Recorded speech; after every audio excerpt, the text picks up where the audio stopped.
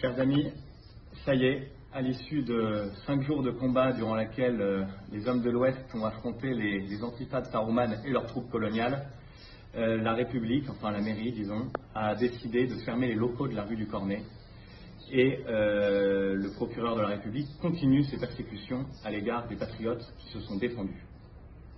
À l'heure où je vous parle, un militant du RAID déjà est en garde à vue depuis hier soir et d'autres sont convoqués. Moi-même, je dois me rendre en garde à vue après cette vidéo. On ignore pour combien de temps. On ne sait pas exactement quels faits nous sont reprochés, même si on se doute que c'est un lien avec l'enquête pour attroupement armé. Mais je vais quand même faire un petit point sur le côté ubuesque de la situation. Ça fait plusieurs jours qu'on se défend, uniquement de la défense.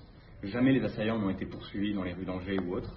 Face à des gens, et Ouest France l'a rappelé hier, qui sont armés parfois de hachoirs, face à des gens qui attaquent avec des mortiers.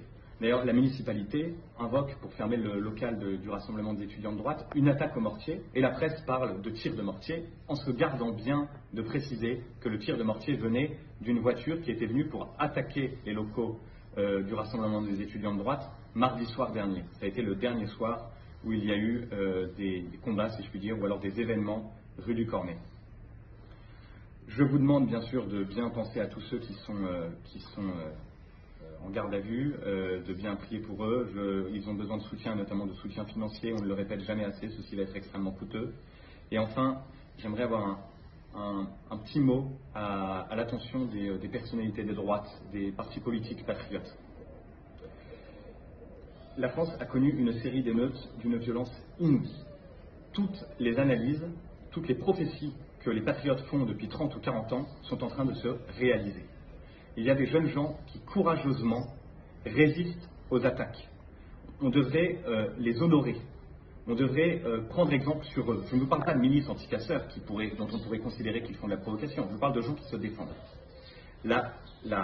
Les autorités qui sont responsables du marasme actuel les persécutent.